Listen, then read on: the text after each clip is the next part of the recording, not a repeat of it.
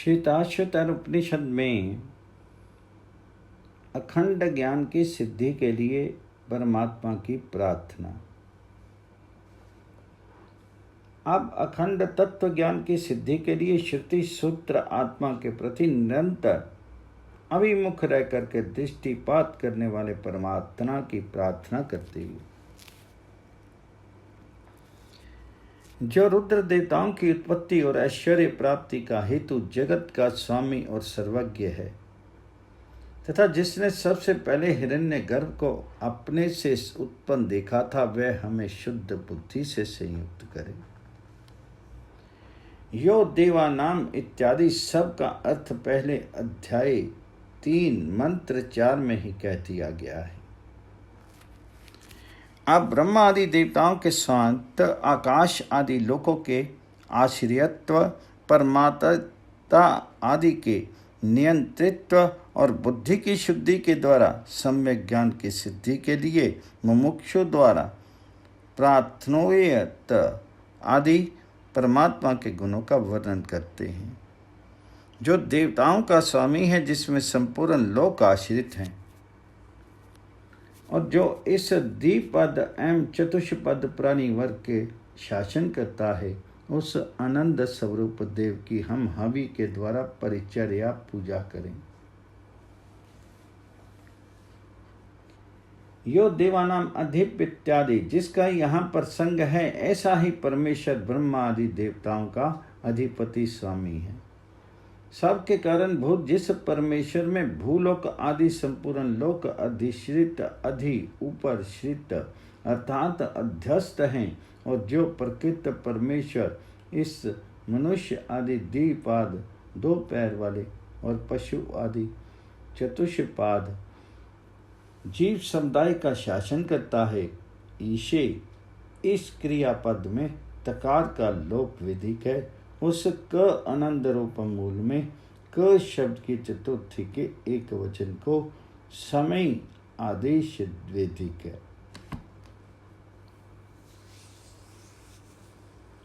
देव यानी ध्योनात्मक अर्थात प्रकाश स्वरूप को हवि चरु पुरोडाश आदि द्रव्य से विधेम पूजे। परिचर्या पूजा ही जिसका कर्म है, ऐसा विध धातु का यह रूप है।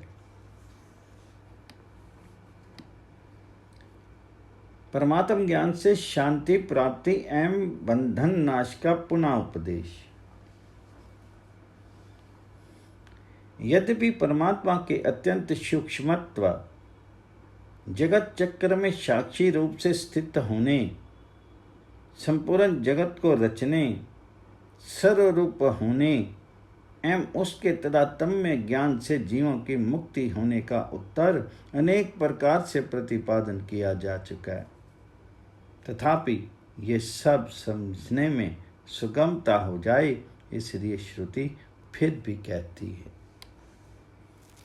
सूक्ष्म से भी सूक्ष्म और अविद्या और उसके कार्य रूप दुर्गम स्थान में स्थित जगत के रचयिता अनेक रूप और संसार को एकमात्र भोग प्रदान करने वाले शिव को जान करके जीव परम शांति प्राप्त करता है।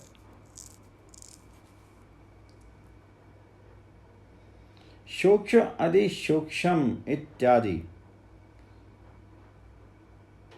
सूक्ष्म अति सूक्ष्म इस पद से श्रुति पृथ्वी से लेकर के अव्याकृत पर्यंत जो उत्तरोत्तर सूक्ष्म और सूक्ष्मतर है, उसकी अपेक्षा भी ईश्वर की सूक्ष्मता बतलाई जाती है।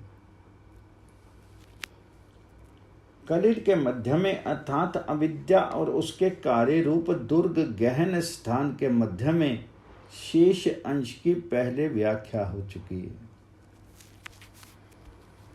अब परमात्मा के साक्षी रूप से स्थित होने, सनक आदि और ब्रह्मा आदि देवताओं एवं अधिकारी पुरुषों द्वारा आत्म स्वरूप से प्राप्तव्य होने तथा साधन चतुष्य आदि से संपन्न होने पर हम लोगों को भी मोक्ष प्राप्त होने का प्रतिपादन किया जाता है। वही अतीत कल्पों में विश्व का रक्षक था, वही विश्व का स्वामी और संपूर्ण भूतों में स्थित है। ऐसे जिस परमात्मा में ब्रह्म ऋषि और देवगण अभिन्न रूप से स्थित हैं, उसे इस प्रकार जान करके पुरुष मृत्यु के पाशों को काट डालता है। स एव इत्यादि वह प्रकृत परमेश्वर ही काल में अतीत कल्पों में अर्थात जीवों के संचित कर्मों के फल उन्मुख होते समय भुवन का गोप्ता यानी विभिन्न जीवों के कर्मों के अनुसार उनका रक्षक था। वह विश्व अधिप विश्व का स्वामी समस्त भूतों में गूढ़ अर्थात ब्रह्मा से लेकर के स्तंभ पर्यंत समस्त प्राणियों में साक्षी रूप से स्थित है। जिस चित्त घन आनंद विग्रह परमात्मा में युक्त ऐक्य भाव को प्राप्त है, कौन सनक आदि ब्रह्म ऋषि और ब्रह्म आदि देवगण उसी ईश्वर को जान करके अर्थात मैं ब्रह्म हूँ इस प्रकार साक्षात्कार कर पुरुष मृत्यु के पाशों को काट डालता है। अविद्या अर्थात तम ही मृत्यु है तथा रूप आदि विषय पाश हैं, क्योंकि उसमें ही जीव पाशित अर्थात बद्ध होते हैं, अतः वे पाश हैं। श्रुति कहती है अज्ञान मृत्यु ही है। उस अज्ञान के कार्य काम और कर्म आदि को काट डालता यानी नष्ट कर देता है, अर्थात एक के रूप सप्रकाश अग्नि से भस्म कर देता है। अब श्रुति परमात्मा का अत्याधिक सूक्ष्मतम अतिशय आनंदवान और निर्दोष होना, जीवों में अत्यंत सूक्ष्म रूप से स्थित होना, सबको सत्ता स्फूर्ति देने वाला होने से व्यापक होना तथा उसके एकत्व ज्ञान से बंधन का नाश होना दिखलाती है।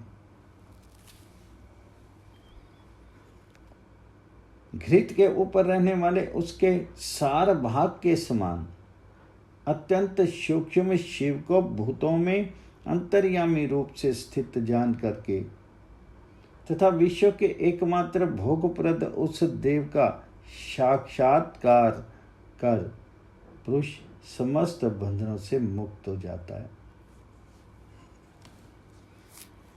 घृतात इत्यादि जिस प्रकार घृत के ऊपर रहने वाला मंड उसका सार भाग घृत वालों को अत्यंत प्रीति का विषय होता है, उसी प्रकार परमात्मा मुमुक्षुओं को सार रूप अत्यंत आनंद प्रदान करने के कारण उसकी नितिशय प्रीति का विषय है। उस घृत के सार के समान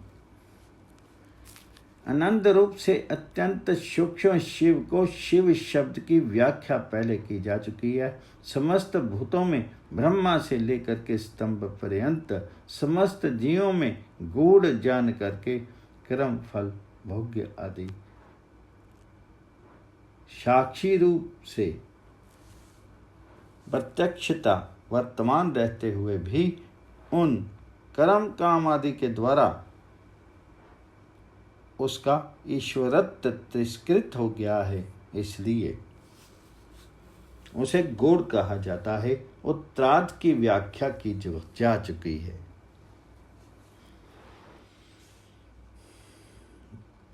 परमात्म साक्षात्कार के साधन। अब भेद शून्य सुखी रस आत्मा के विश्व का तत्व एवं विश्व व्यापित्व का तथा सन्यासियों द्वारा प्राप्तव्य मोक्ष स्वरूपता का वर्णन करते हैं। यह सर्वव्यापी देव जगत कर्ता और सदा समस्त जीवों के हृदय में स्थित है। यह प्रपंच निषेध के उपदेश आत्मनात्मक विवेक बुद्धि और एकत्व ज्ञान के द्वारा प्रकाशित होता है।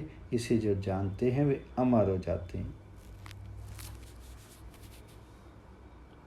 ईशा देव इत्यादि ये प्रकृति देव ध्योतनात्मक परमात्मा विश्वकर्मा है।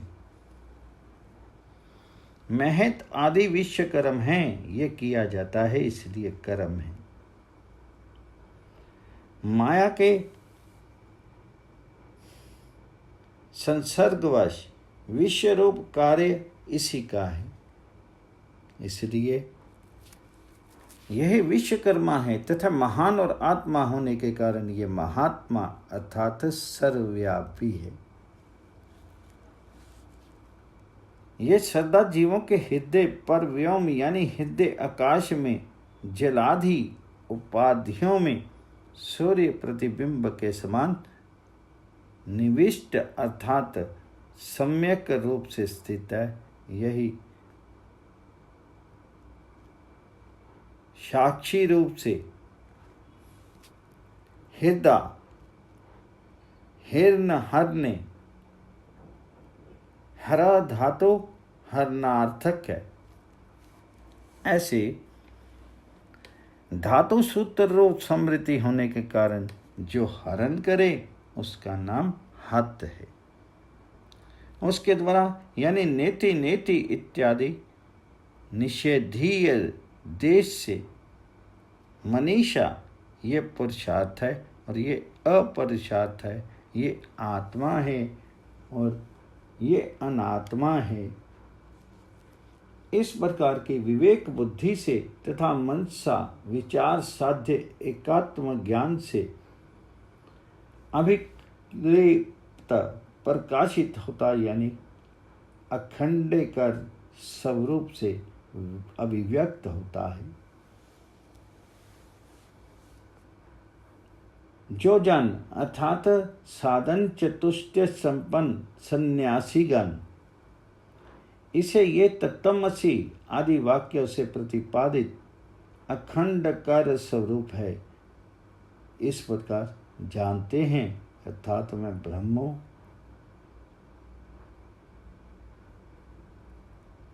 इस प्रकार इसका साक्षात्कार करते हैं वे इस तरह बतलाए हुए ज्ञानी लोग अमृत अमर धर्मा अर्थात पुनरावृत्ति शून्य हो जाते हैं। ज्ञान से द्वैत निवृत्ति का उपदेश तीनों ही काल में तथा मुक्ति और प्रलय आदि में भी परमात्मा कुटस्थ ही हैं। ऐसा निश्चय होने से जागृत और स्वप्न में भी भ्रांति से ही द्वैत प्रतीति होती है। वस्तुतः जो सर्वदा अभेदी है ये बात श्रुति बतलाती।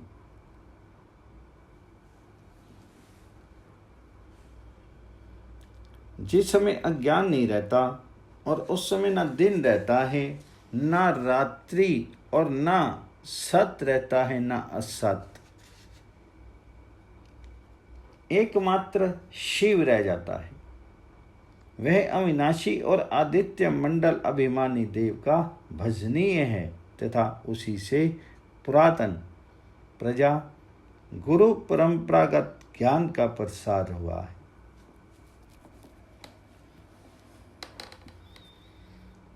यदा इत्यादि जिस अवस्था में अतम जिसमें तम अर्थात ज्ञान नहीं है ऐसा अतम रहता है अर्थात जब दीपक रूप तत्तम आदि वाक्य जनित ज्ञान से अविद्या दग्ध हो जाती है क्योंकि वह अपने कार्य रूप तम वाली है।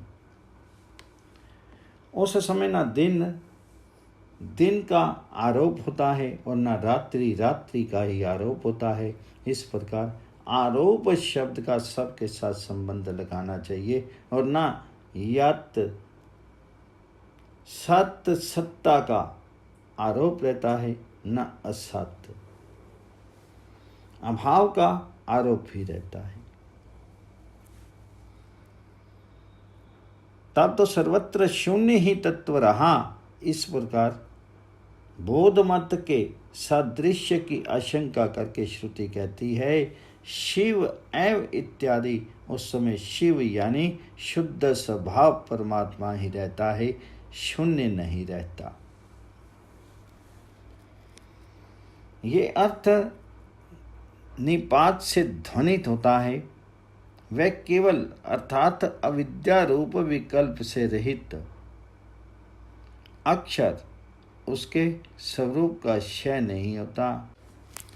इसलिए अक्षर यानी नित्य तत्व तत्पद का लक्ष्यार्थ तथा सविता आदित्य मंडल अभिमानी देवता का वर्णीय यानी सम्यक प्रकार से भजनीय है।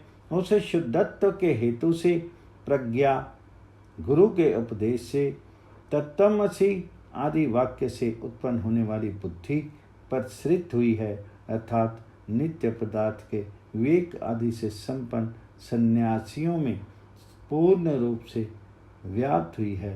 ये वह पुराणी यानी ब्रह्मा से आरंभ करके परंपरा से प्राप्त हुई है, अर्थात अनिद्धा सिद्धा है। यहाँ चकार एव के अर्थ में है। ब्रह्म के अनुपम एवं इंद्रियातीत स्वरूप का वर्णन।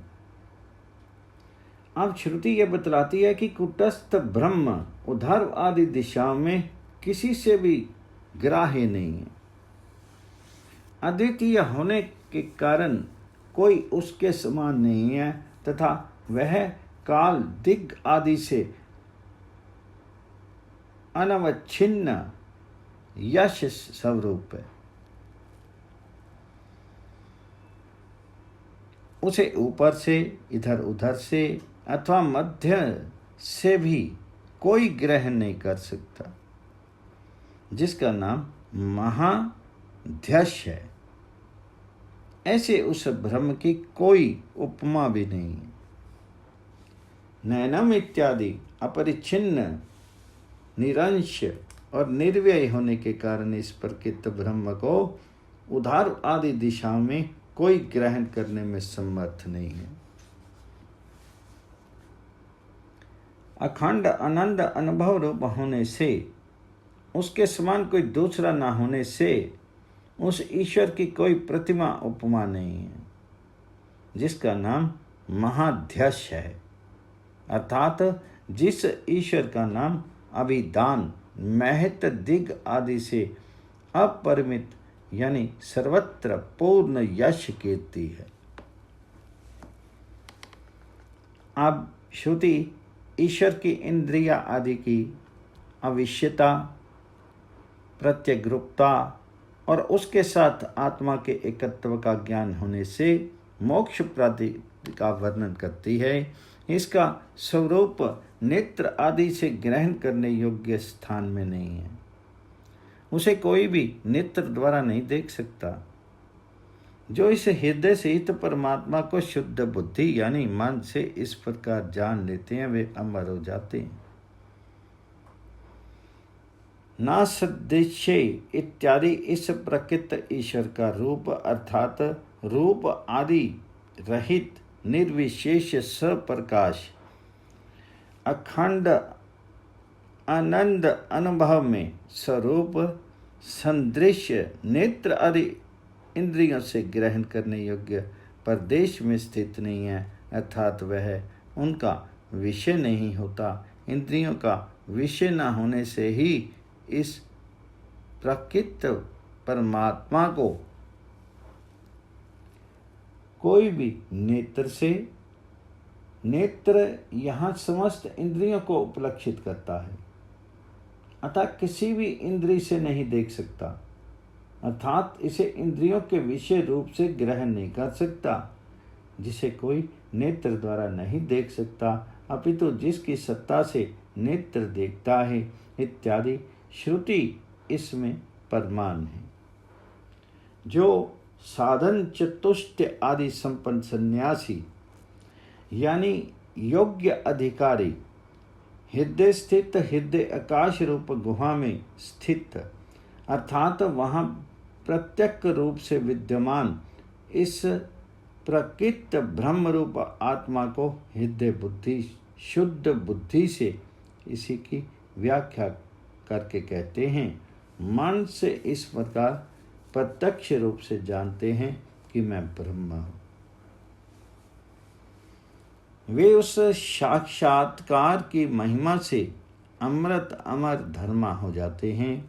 तात्पर्य ये है कि मरण के हेतुभूत अज्ञान आदि का तत्व ज्ञान रूप अग्नि से दाह हो जाने के कारण वे पुनः अन्य देह धारण नहीं करते। परमेश्वर का स्तवन। अब ये मानकर कि उसी की कृपा से इष्ट प्राप्ति और अनिष्ट निवृत्ति हो सकती है, दो मंत्रों से उस परमेश्वर की ही स्तुति करते हैं। हे रुद्र, तुम अजन्मा हो, इसलिए कोई मुझ जैसा संसार भय से कातर पुरुष तुम्हारी शरण लेता है और कहता है कि तुम्हारा जो दक्षिण मुख है उससे मेरी श्रद्धा रक्षा करो। अजात इत्यादि मूल में इति शब्द हेतुवाचक है, क्योंकि तुम्ही अजात यानी जन्म जरा क्षुधा पिपासा आदि धर्मों से रहित हो और सब तो नाशवान एवं दुखी हैं। इसलिए जो जरा जन्म मरण सुधा पिपासा एवं शोक मोह आदि पूर्ण संसार से डरा हुआ है, ऐसा कोई एक में परतंत्र जीव तुम्हारी ही शरण लेता हूँ अथवा कोई मुझ जैसा शरण लेता है, इस आशय से इस क्रिया का प्रथम पुरुष से संबंध किया जा सकता है। अतः हे रुद्र, तुम्हारा जो उत्साहजनक दक्षिण मुख है, जो ध्यान करने पर आनंद पैदा करने वाला है, अथवा दक्षिण दिशा में होने के कारण जो दक्षिण मुख है, उससे तुम नित्य श्रद्धा मेरी रक्षा करो।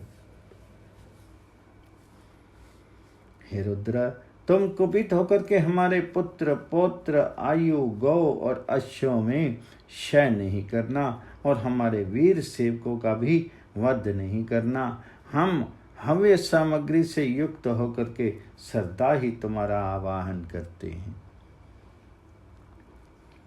माँ न इत्यादि माँ रीषा इस क्रियापद का सबके साथ संबंध है।